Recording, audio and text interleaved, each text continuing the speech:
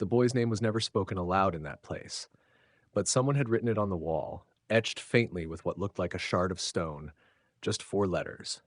Ben. It was Deputy Dean Harrow who found it, deep beneath a forgotten freight yard outside Portland, Oregon. The tunnel had once been part of an emergency evacuation network, long sealed and lost in time. But when Harrow's team responded to a break-in at the site, what they uncovered wasn't vandalism, it was memory. The room was small, just concrete and shadows, silent but loud with what lingered in the air. Damp, rust, and something like paper turned to dust. Drawings lined one wall, stick figures holding hands, a sun with jagged rays, a school bus beneath it tilting. On the floor, a faded photo rested beneath shards of broken glass.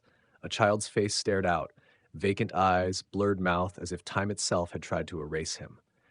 And there, in the corner, was the message, "Bring him back." Harrow didn't know what to make of it, not until a match came through, a cold case from 2008. Benjamin Carter, age 6, presumed dead in a Montana campfire incident, never conclusively identified. The case had gone dormant, like the tunnel. Across the state, in Seattle, Evelyn Carter hadn't spoken her name out loud in over a decade. But when her phone rang that morning, she already knew. Someone, somewhere, had remembered. And that meant she wasn't crazy. It meant he might still be alive. Evelyn Carter didn't answer the phone at first. It was a number she didn't recognize. And after 17 years of false leads and polite condolences, she'd learned not to answer what might hurt. But something about this morning felt different. Maybe it was the way the rain tapped against the windows, just like the day Benjamin vanished. Maybe it was the stillness in the house, the kind that echoed. When she finally picked up, she didn't say her name. "This is Evelyn Carter," the voice on the other end said instead, as if unsure whether to offer hope or grief. "I'm Deputy Harrow from Clackamas County. I think we've found something tied to your son." Evelyn didn't cry. Not then. Her breath caught, her spine stiffened, but her voice stayed calm. "What exactly did you find?" Harrow paused. "An underground room, isolated, hidden. There was writing on the wall, a name, his name." "Benjamin," she whispered. The sound of it nearly broke her. She hadn't let herself say it in years. After she hung up, Evelyn stood in the kitchen, fingers trembling against the worn counter. The kettle whistled behind her, but she didn't turn it off. She stared out the window at the gray Seattle skyline, her reflection layered against the rain-streaked glass. Could it be real? 17 years of doubt. 17 years of being told to let go, but something inside her flickered. Small, stubborn, alive. If this was a door opening, she would not let it close again. Evelyn Carter lived in a world designed to keep moving, but she had stopped years ago. Her apartment sat 4 stories above a quiet street in Fremont, a Seattle neighborhood where no one asked questions, and that suited her. Once, she'd been a rising name in the field of artificial intelligence, lecturing on ethical coding, advising startups, even working on projects with the university. That was before the fire at Camp Westridge, before the unanswered calls and the sealed reports, before Benjamin vanished. Now, Evelyn worked remotely, consulting when she needed the income, declining interviews, speaking only when necessary. She didn't decorate much. Most of her furniture was secondhand. The only color in the space came from a photograph in a wooden frame near the window. A boy with dark curls, a red t-shirt, laughing with his eyes closed. The photo had been taken 2 weeks before he disappeared. She still wasn't sure why she hadn't removed it. Maybe it was proof for herself that he had been real.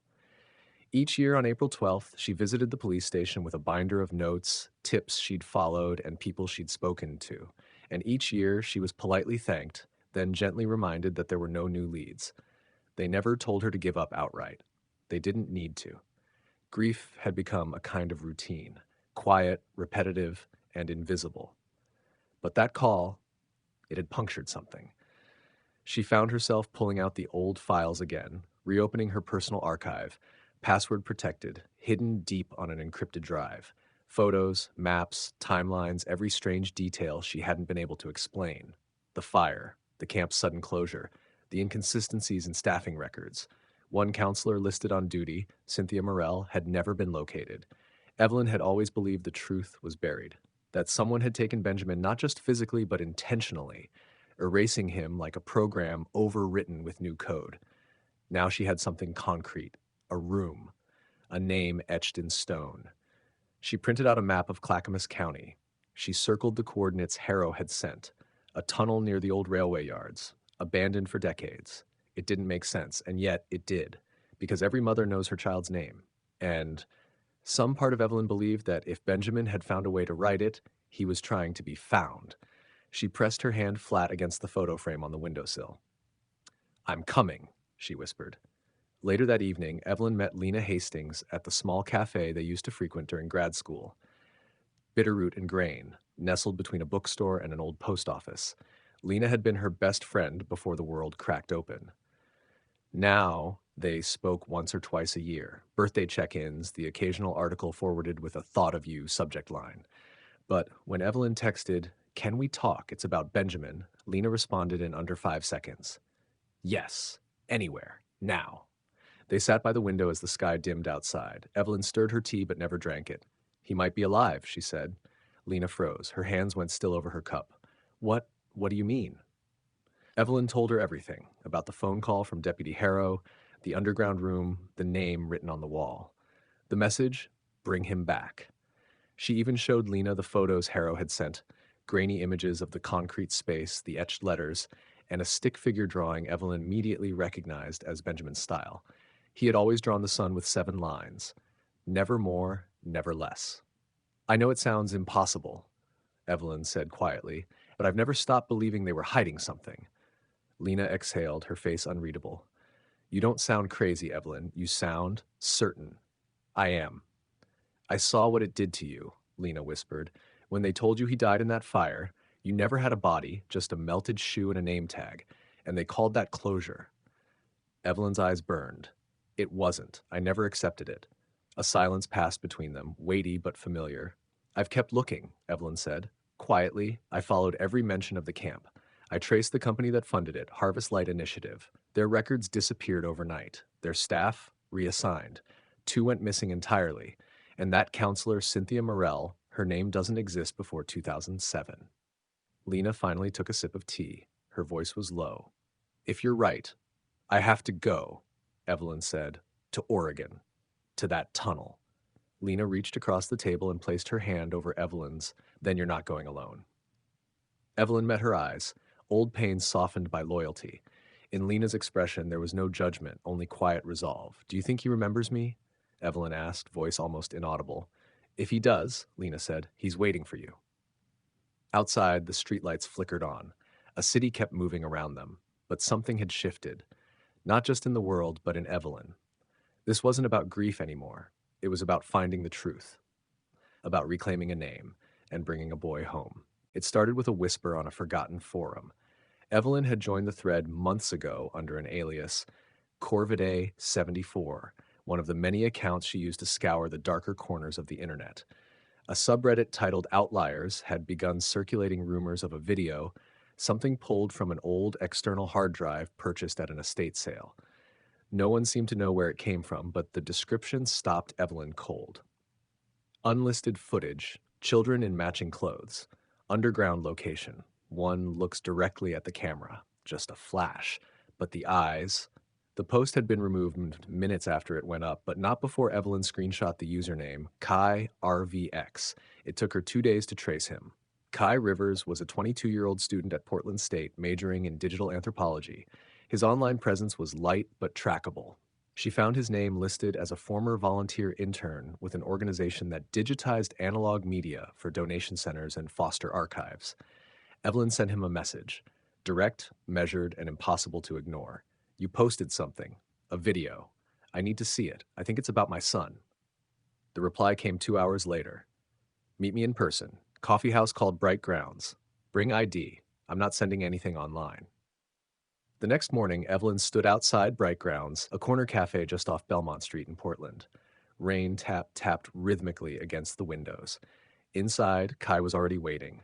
Mid-20s, sharp eyes, hair bleached unevenly at the tips. He looked up as she approached. "You're Evelyn?" he asked. She nodded. He slid a battered laptop across the table, cracked open halfway.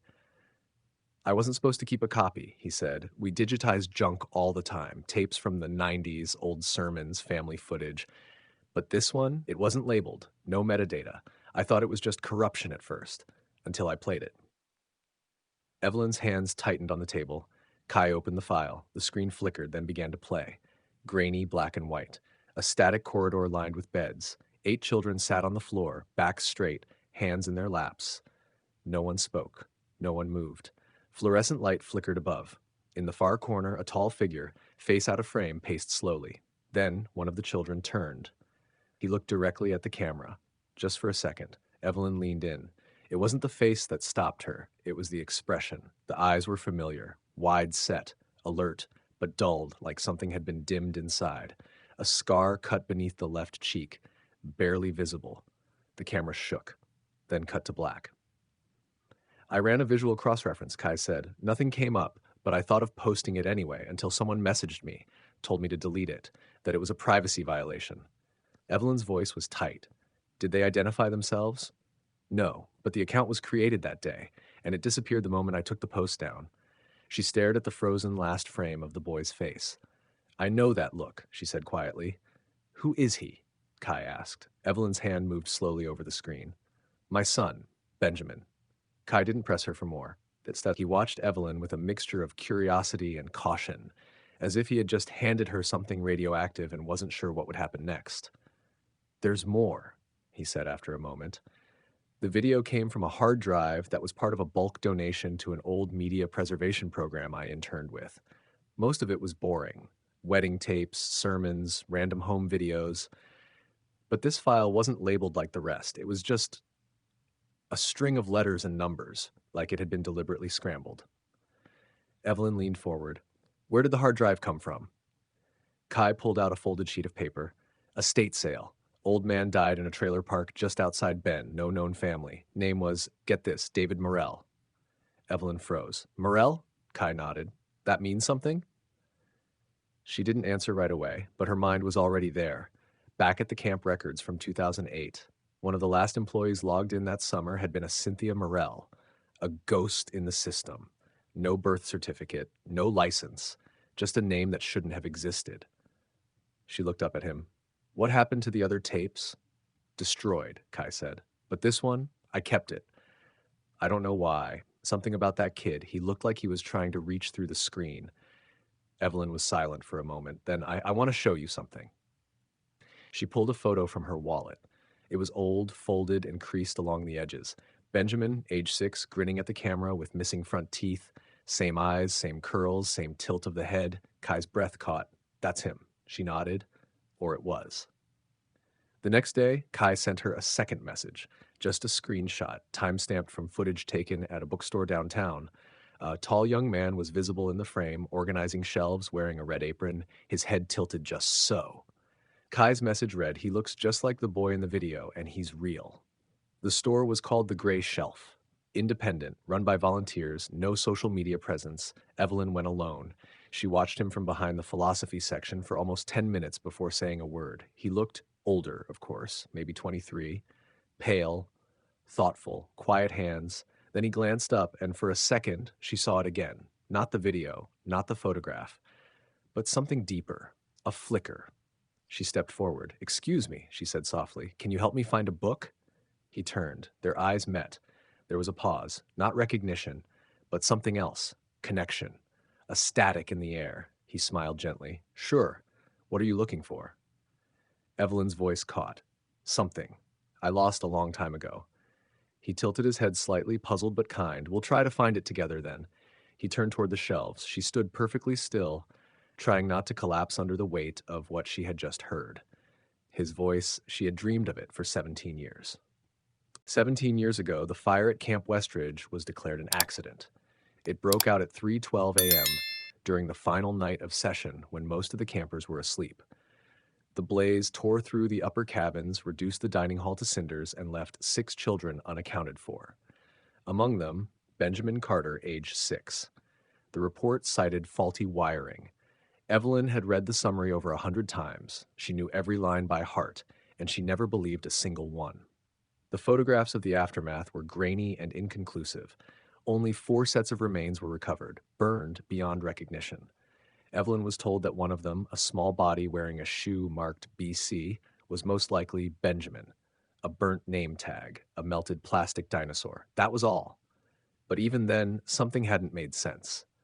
There had been no smoke damage to the beds, no signs of electrical overload, and the camp staff scattered immediately after the fire as if they had been warned.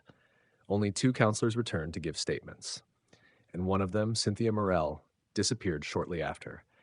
Evelyn had begged the authorities to dig deeper, to look at the ownership records. The camp had been operated by a shell charity called the Harvest Light Initiative, a group claiming to focus on alternative education and spiritual renewal. Their license had expired a month after the fire. Their office phone numbers were disconnected. Their tax filings were incomplete. No one followed up. By 2010, the case was closed.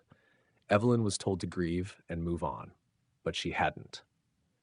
The day after meeting the boy in the bookstore, Evelyn visited an old contact, Rachel Lynn, a retired private investigator who had worked briefly on the Westridge case before being pulled off by state orders.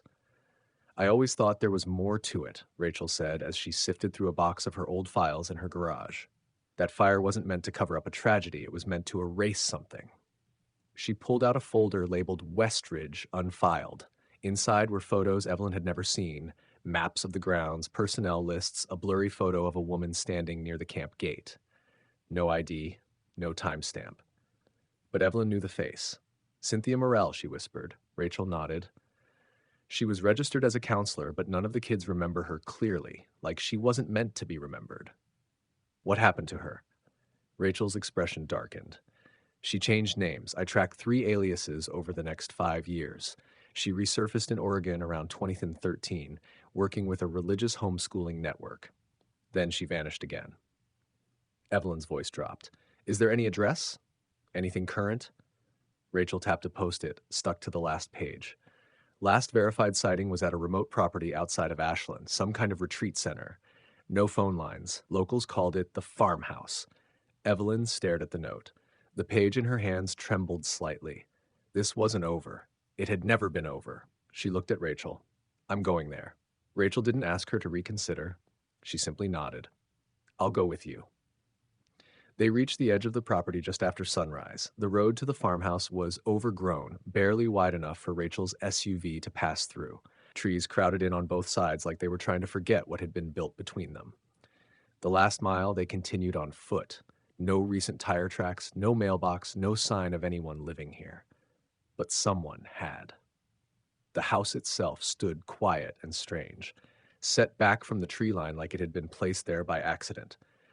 2 stories tall, weathered white paint, a sagging porch, and windows that looked blacked out from the inside.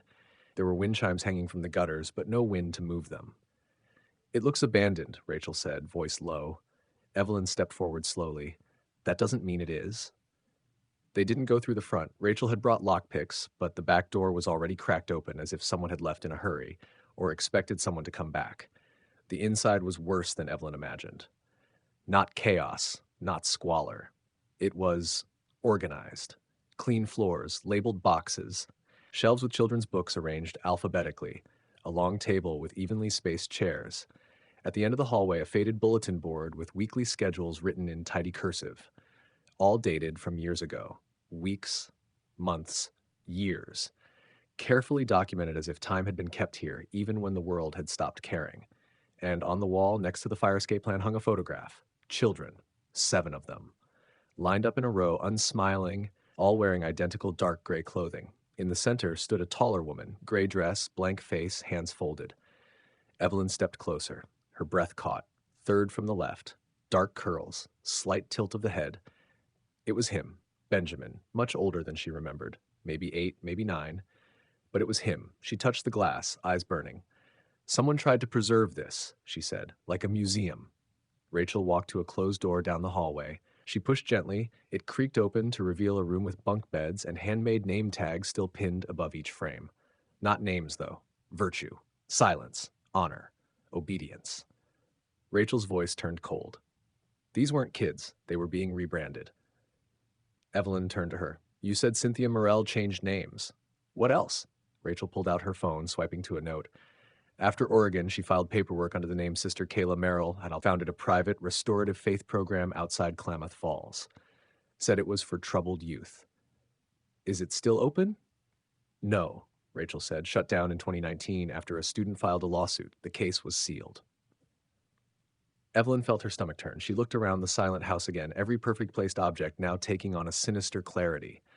This wasn't just a retreat. It had been a re-education facility, a place designed to erase. She turned back toward the photograph on the wall.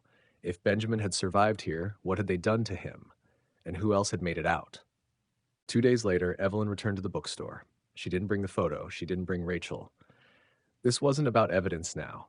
It was about instinct, about a feeling that kept her awake at night, burning behind her ribs like an ache that never healed. He was shelving in the nonfiction aisle. His name tag read, Tom. Just Tom. She watched him from a distance, trying to steady the tremor in her hands. The last time she'd seen her son, he had been 6 years old, chasing bubbles barefoot across the lawn, shouting the names of dinosaurs between giggles. That boy had disappeared into smoke and silence, and now he stood 10 feet away, tall, composed, quiet, changed. She finally stepped forward. Tom? He turned, eyes curious. Yes? I was hoping to ask you something personal. He didn't step back, but there was a hesitation, a momentary guard raising. Okay. She took a breath. Do you remember anything from before you came here? Before this town? Tom blinked. I've lived here since I was about 10. Do you remember where you came from? He frowned slightly, then gave a small smile. Polite, a little cautious. Not really. It's kind of a running joke, actually. My foster mom always said I came out of nowhere. Evelyn's voice was barely above a whisper. Do you remember your name before Tom? Another pause. He looked away, almost embarrassed. No. Sorry. Should I? No, she said quickly. No, it's just, you reminded me of someone. She tried to smile. Failed. Tom gave her a strange look, as if trying to read her expression but unsure what language it was written in. Did you lose someone? Yes, she whispered. A long time ago. They stood in silence between shelves of forgotten history. Then he said something that made her knees go weak. Sometimes I dream of a name. She looked at him sharply. It's not mine, he said. At least, I don't think it is, but in the dream, someone's calling it, like from behind a door I can't open. What's the name? He hesitated, brow furrowing like he had to dig for it. Ben, he said softly, or Benjamin. Evelyn's breath stopped. Her hand gripped the edge of the bookshelf. It was too much. That was my son's name, she said. Tom's expression shifted. It wasn't recognition, but something flickered, like a thread in the dark being tugged. He glanced down at the books in his hand. That's a strange coincidence, she nodded. Yeah, strange. She didn't push further. She just gave him a card with her number, folded into a small piece of paper. If you ever want to talk or ask questions about anything. He accepted it. Slowly, thanks. Then Evelyn turned and walked away, her heart thundering, her eyes burning, and something inside her beginning to unravel, because he didn't remember her. But something in him hadn't forgotten. He called 3 days later. Evelyn had left the phone on her nightstand, volume turned to the highest setting. When it rang at 1:17 a.m., she answered before the second ring. Hello? A pause. Then, it's Tom.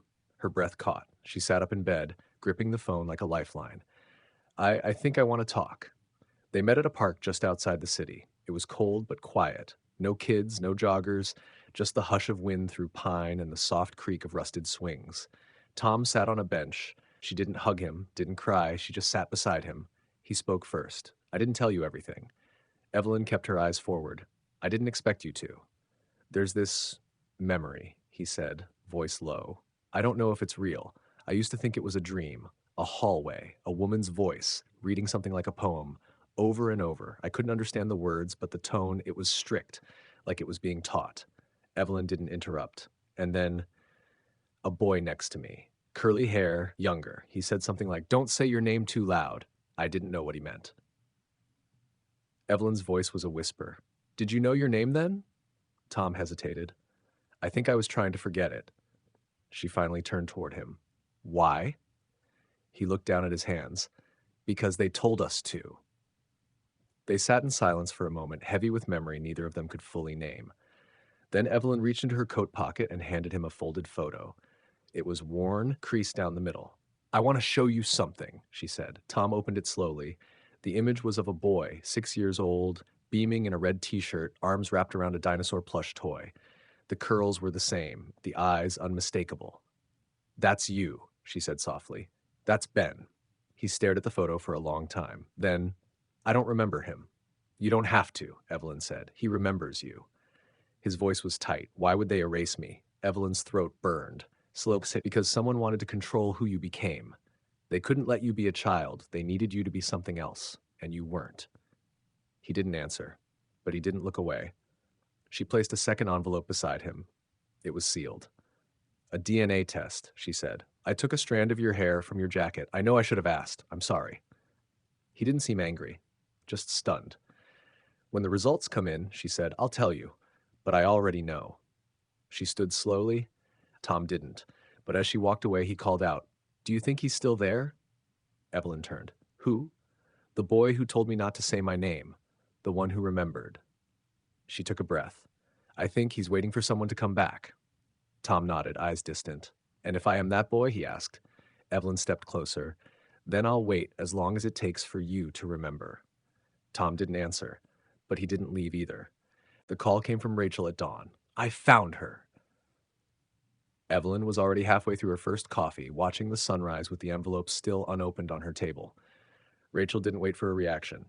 Names changed again. Cynthia Morell is now going by Eleanor Brooks, listed as the property manager of a place called Sunridge Learning Home east of Medford. Evelyn's stomach twisted. "Is it active?" "No. It closed in 2020, but the property still belongs to a trust. She's still living there, alone."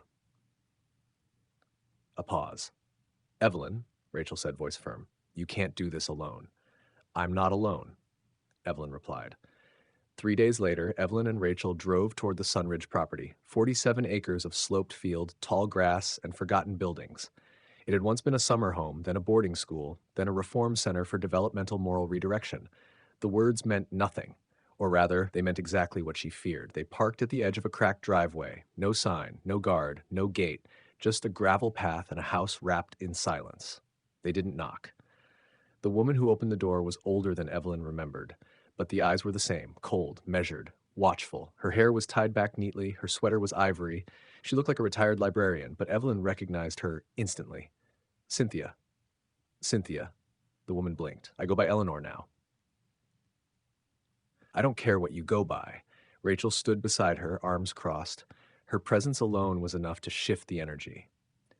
"You were at Westridge," Evelyn said. "You ran the farmhouse. You took Benjamin Carter." Eleanor didn't flinch. "I gave them sanctuary. You want to call it something else, that's your burden." "You erased them," Evelyn snapped. "You stole their names, their identities. You tried to rebuild them in your own image." "No," Eleanor said calmly. "We protected them from the world, from the chaos, from the violence, from being forgotten. You don't understand what we were trying to do." "Then help me," Evelyn said, stepping closer. "Help me understand." Eleanor looked at her for a long moment. Then, to both women's surprise, she opened the door wider. "Come in," she said.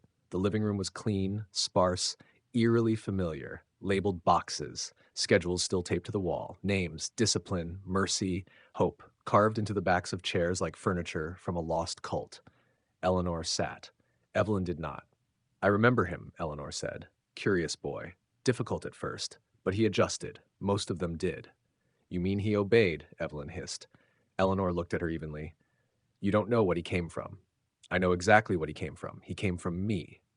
Eleanor's mouth tightened. "You think you saved them, but you broke them. You locked them in rooms, stripped their names. You taught them to fear their own voices." Rachel spoke now, her voice sharp. "We've reopened the case. Authorities are already looking into every property you've ever touched." Eleanor looked tired, but not afraid. "You can investigate all you want," she said, "but you won't find them." Evelyn narrowed her eyes. "Find who?" "The ones who never came back," Eleanor said softly. "The ones who stayed. Because some children didn't want to remember. Some chose the silence." Evelyn stepped forward, shaking. "No child chooses that." Eleanor leaned back, folding her hands. "Then maybe you never really knew your son." The words struck like a slap, but Evelyn didn't back down. She pulled the photo from her coat. Ben in the bookstore, eyes caught mid-thought. "I know him now." Eleanor's gaze fell to the photo in Evelyn's hand. She studied it not with surprise, but something else, almost nostalgia, almost pride. "He's changed," she said finally. No thanks to you, Evelyn snapped. Rachel stepped between them. Where is the rest of it? The rest of the truth? What happened after Westridge? Where were they taken? Eleanor's voice was calm. There were other sites, safe locations, places designed to preserve obedience. We didn't force them to stay, not really. We offered them structure, and some of them, she looked at the photo again, some of them thrived in it. You're talking about children. Eleanor met her eyes. Children who had already been abandoned, broken by the world. We gave them a second chance. You gave them a lie, Evelyn said. Her voice trembled, not with fear, but with rising fire. And when they started to remember who they were, you punished them for it. Eleanor didn't deny it. She simply looked away. There was something quiet about her now, something weathered. For the first time, Evelyn saw a fracture in the woman's carefully built mask. They called me mother, Eleanor said softly. Some of them did. Rachel's voice was flat. They didn't know what a real mother was. Evelyn stepped forward, slower now. What about Benjamin? What did you call him? Eleanor looked down. He was one of the ones who resisted. He asked questions. He kept talking about someone he'd forgotten. He would hum to himself at night, some melody we couldn't trace. I knew it was tied to a memory we couldn't erase.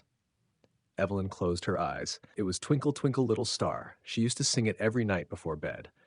So we isolated him, Eleanor admitted. Not out of cruelty, but containment. You put a child in solitary, Rachel said. Call it what it is. He wouldn't give up his name, Eleanor said, her voice now flat, distant. He whispered it to the others, told them not to forget. They called him the Flicker. Evelyn's throat caught. She remembered calling him that years ago, because of the way he used to flick the light switch over and over until the room pulsed. She looked back at Eleanor. Where did he go after the farmhouse? Eleanor didn't answer. Rachel stepped forward. Tell us now, or you'll be in handcuffs before sunset. Eleanor sighed, then stood. She walked to the far wall and pulled down a small map, yellowed with age. A red circle had been drawn over a patch of land labeled Arcadia Ridge. A transfer station, she said. For those who didn't adapt. Rachel took a photo of the map. Evelyn turned to leave, but Eleanor's voice stopped her. You can bring him back, Miss Carter, but don't be surprised if he chooses not to stay. Evelyn didn't turn around. I'm not here to make him stay, she said. I'm here to give him the choice he never had. Outside, the sun was beginning to dip below the ridge. Evelyn stood beside the car, the wind tugging gently at her coat. Rachel got in first, pulling up the map on her phone, already coordinating with local authorities. But Evelyn paused. She looked back at the quiet house, the porch now empty, the curtains still drawn. I almost didn't come today, she said. Rachel glanced at her. Why did you? Evelyn's voice was steady. Because I remembered something. What? Evelyn turned toward the road. He wasn't the one who needed saving. The envelope waited for her on the kitchen table. Evelyn hadn't touched it since it arrived 2 days ago. Stamped, sealed, certified. Inside was the DNA test result. Inside was the answer she already knew. But knowing in your heart and knowing on paper are two different kinds of truth. She stared at the corner of the envelope where her name had been typed beneath a barcode. She didn't reach for it. Not yet. She needed him to be there when it opened. Tom arrived just after 7, walking up the steps of her apartment building with the hesitance of someone stepping into another version of his own life. He wore the same jacket he always did, frayed at the sleeves, too thin for the cold, but he didn't seem to feel it. Evelyn opened the door before he could knock. He held up a hand in awkward greeting. Hi, she smiled. Come in. They sat at the table, across from each other. The envelope lay between them, silent and still. I don't know what I wanted to say, he admitted. You don't have to, Evelyn said. You don't owe anyone anything. He looked at her, eyes guarded. Even you? Especially me. He reached out, hesitated, then opened it. The paper inside was simple, a heading, 2 names, a percentage. Parental match, 99.998%. Benjamin Carter, confirmed. Tom's hands were steady as he folded it back up. He placed it on the table and sat in silence. Evelyn waited. Finally, he said, So, it's real. She nodded. You're my son. He closed his eyes. Then why don't I feel anything? The question didn't sting. It broke her, but it didn't surprise her. Because they made sure of that, she said quietly. They rewrote your story, taught you to forget. Tom looked away, jaw tight. I feel like I'm standing in the middle of a bridge between two cliffs, and I don't belong to either side. Evelyn reached across the table, slow and careful, and placed her hand over his. You don't have to belong to either. You can build something new. He looked down at her fingers. I keep thinking about that kid in the hallway, the one who whispered his name to keep from losing it. I think that was me. She nodded, her voice trembling. That was the part of you that refused to disappear. Tom sat back. What do I do with this now? This truth? Evelyn gave a small aching smile. Whatever you choose. That's the part they never got to erase. For the first time, something shifted in him. Not a smile, not yet, but something softened, a muscle unclenched. He picked up the paper again, folded it, then handed it to her. You keep it, he said. You've been waiting longer than I have. She took it gently and for a moment said nothing. Then thank you for coming. He stood, hands in his pockets. I'll come again, if that's okay. It's more than okay. He paused at the door. Do I call you Evelyn, or... She smiled, tears in her eyes. You can call me whatever feels right. He looked at her, a long, searching look. Then, good night, Mom. And then he was gone. By the time federal agents reached the Sunridge property, Eleanor Brooks was already gone. They found the house abandoned, kitchen drawers emptied, records shredded, hard drives destroyed. But what couldn't be erased were the names etched into the wooden beams above the dining table. A dozen of them. Names not of virtues, but of children. Ben, Jonah, Caleb, Marcy, Kim. Some had been crossed out, some circled, but all had been marked, like a roll call no one else had kept. Evelyn was at the station when the report came through. She stared at the list. Some of the names matched the records from Westridge. Some didn't. Some were new. Do you think she ran? Rachel asked from across the table. No, Evelyn said. I think she moved again, like she always did. She'll be found, Rachel said. Eventually. Evelyn nodded, but didn't answer. She knew Eleanor wasn't the real ending. She was just one spoke in the wheel, one face in a system that had made a practice of disappearing children and reshaping them under the guise of salvation. But now they had names. They had places. They had voices. That night, Evelyn walked the long hallway of her apartment and stopped outside the small guest room she'd prepared. Inside, folded blankets, a desk, a new set of books on the shelf, half fiction, half history. She had no idea if Tom Ben would ever stay here, but she wanted him to have the choice. Her phone buzzed, a text. Ben, I keep remembering a song, something you used to sing. I don't remember the words yet, just the stars. She replied, me, twinkle, twinkle. Whenever you're ready, I'll sing the rest. No reply, just the typing bubble that blinked, then vanished. But it was enough. 2 days later, a call came from a woman in Idaho. She had seen the story online. An article about reopened cases, DNA matches, a boy who had once been called Silence but now spoke. She said her sister had worked at a group home in 2010, that she remembered a boy who never spoke but drew constantly, drawings of trees and tunnels and a woman with red hair. My sister said he called her Cassia, the woman whispered. Do you know what that means? Evelyn did. Another child had survived. Another name had endured. She hung up the phone, heart pounding. Back in her kitchen, Evelyn opened her laptop and began typing.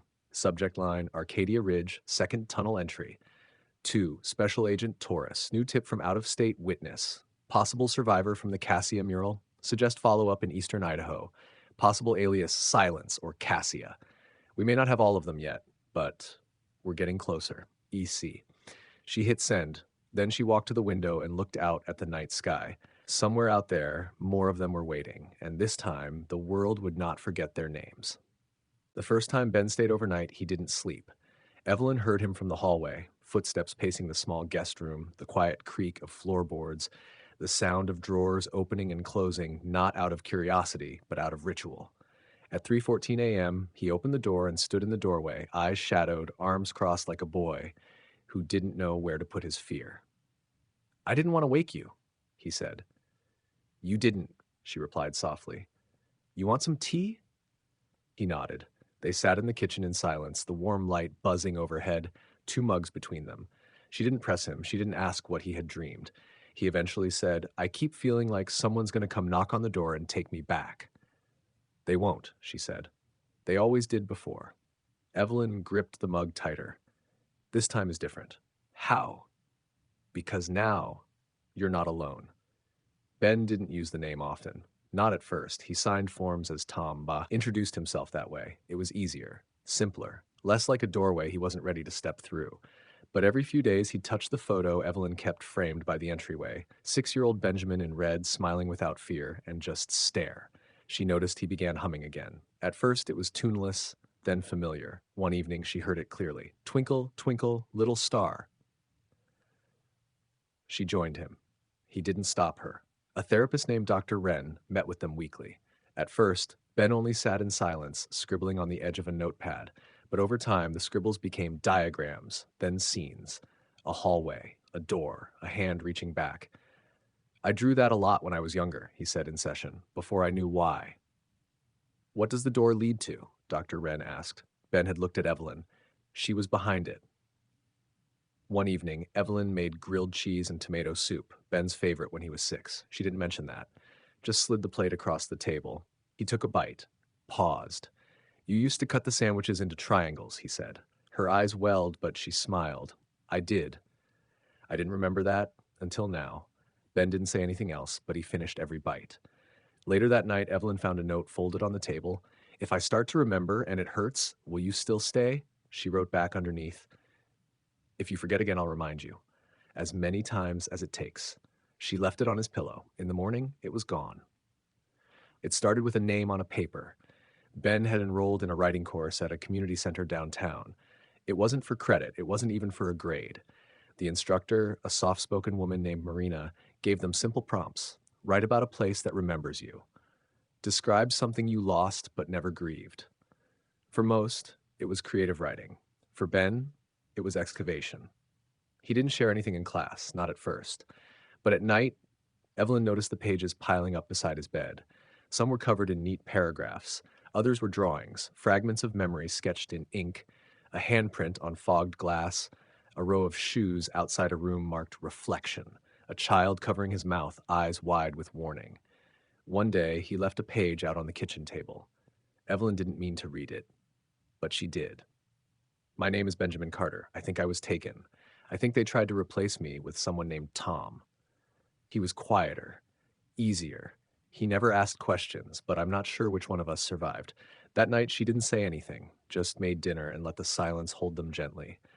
But the next morning, he said, I wrote that after a dream. I don't know if it's true. She nodded. Even if it's not, it matters that you wrote it. He looked at her. You think I'm him? I think you're both. And I think you're neither. You're what you choose next. They visited Morning Lake in early spring. The town had changed little. A new cafe, a busier road, but the same pine-covered hills and fog that clung like breath. They stood at the edge of the water, the breeze cold but clean. This is where they said the bus never arrived, Evelyn said. Ben stared across the surface. I used to dream of this place, but with no water. Just earth and silence. Evelyn placed a small flower on the wooden memorial sign, for the missing and for those who returned. He knelt beside it and ran his fingers across the names, some engraved, some added in pen. Then he took a marker from his pocket and added a new name. Benjamin Carter, found. Later that week, Evelyn found an envelope on her desk. Inside was a typed manuscript, 37 pages. The title, The Boy with Two Names, by Benjamin Thomas Carter. At the end was a dedication. For the ones who whispered their names in the dark even when no one was listening. I heard you. I remember. She read the last line twice, then again. Then she turned toward the window where Ben stood outside, letting the morning sun touch his face, like someone finally learning how to belong in the light. The bookstore was quiet when Evelyn stepped inside. Dust motes floated through the morning light. The bell above the door jingled softly like it remembered her. She had come alone. Ben wasn't here today. He'd asked for space, said he wanted to spend the day somewhere without questions. She understood. Healing wasn't a straight line. It curved, dipped, stalled. Some days it felt like progress. Some days it felt like starting over. But today, she had come for something else. At the back of the shop, where the fiction shelves met the children's section, a wall had been cleared. In its place hung a framed drawing, one Ben had sketched from memory. It showed a figure standing at the edge of a tunnel. Not entering, not leaving. Just there, waiting. Above the tunnel, 3 words had been written in bold, uneven strokes. We are still here. Below it, a new plaque. dedicated to those who were taken but not lost, to those who were told to forget but remembered anyway, to the ones who returned, even if it took a lifetime. The store owner approached, Maya Ellison, who ran the place with quiet grace. She had once been Cassia, a girl who had escaped another name, another story. Now she curated shelves and ran writing workshops on weekends. He came in last week, Maya said, nodding at the plaque, said he didn't want to forget anymore. Evelyn touched the frame gently. He never did. Maya smiled. None of us really do, not deep down. That afternoon, Ben stood at the edge of a trail near Arcadia Ridge. The second tunnel had been sealed, excavated by authorities, cataloged, and preserved for a future case. But what mattered more was what he'd left there last time. A notebook slipped under the old stone where he'd once hidden memories he hadn't yet understood. Now he carried a new notebook, not to hide, to leave behind. He placed it gently in the same spot, a note tucked inside. If you find this, I believe you, and I remember your name, even if you don't. He stood for a long while, then for the first time he turned his back on the place. Not as a prisoner, but as someone walking forward. That evening, Evelyn sat at the dining table, sorting through old boxes, photos, reports, notes. At the bottom of one folder was the first missing persons flyer ever made for Benjamin. She hadn't looked at it in years. She held it up now, then folded it in half. Ben walked in a moment later, carrying takeout, hair windblown. What are you doing? He asked. Making room. For what? She smiled. The next chapter. He sat across from her, opened the cartons. Think it'll be a good one? I think it'll be yours, she said. That makes it good enough. He hesitated, then reached into his pocket and handed her a small object. A plastic dinosaur. A plastic dinosaur, scorched around the edges, faded but intact. I found it, he said quietly. In a box I kept. No idea why, but I think I remembered who gave it to me. Evelyn's breath hitched. I did, she whispered. Ben nodded, and in the space between them, something whole began to return. 3 months later, the foundation launched. They called it the Flicker Project, after the name the other children had whispered about the boy who wouldn't let his name be taken. It wasn't a nonprofit. Not yet. Just a small team of survivors, mothers, social workers, and volunteers, each of them holding onto a piece of something that had almost disappeared. Their mission was simple: to find those who were lost before the world even knew to look, to protect their stories, and to teach them how to say their own names again. Evelyn didn't want credit. She didn't even want to speak at the first gathering. But Ben stood at the front of the small library conference room, a microphone trembling in his hand, and said, I was someone else for a long time, but someone kept my name safe for me. I think that's what saved me. No one applauded. They didn't need to, because in that room, silence was sacred. Spring came slowly to Morning Lake. Evelyn and Ben walked the trail where the school bus had once been buried. There was nothing left now. The site had been cleared, marked with a small stone and wildflowers planted by students from the local high school. Ben crouched beside the marker and traced his fingers across the engraved words. To those who were taken, to those who came home, and to those still waiting. He pulled a folded paper from his jacket pocket and placed it gently beneath the stone. A drawing. A tunnel. A hand reaching out. I used to think I died in that place, he said softly. You didn't, Evelyn replied. They just tried to stop you from growing. He looked up at her. But I did. That night, Evelyn sat alone on the porch, tea warm in her hands, the night air humming gently around her. Inside, Ben was laughing, watching a movie he used to love, though he didn't remember why. She heard him say something to himself. I think I've seen this before. She smiled. It would take time, years, maybe. But something had shifted, not just in him, in her. She had spent so long being a mother to a memory. Now she got to be a mother to someone real. Before bed, Ben placed a new photograph in the hallway frame, replacing the 6-year-old Benjamin with a new image. Himself standing beside Evelyn at Morning Lake, the marker behind them, the sun in his eyes. Underneath, a caption written in black ink. We found each other. That's enough for now. In the final page of his new manuscript, Ben wrote, I still dream of tunnels sometimes, but now there's light in them. It flickers, but it stays. And sometimes I hear voices calling names, real ones. The ones they tried to bury. If you're out there, I believe you. You're not alone, and you're not forgotten.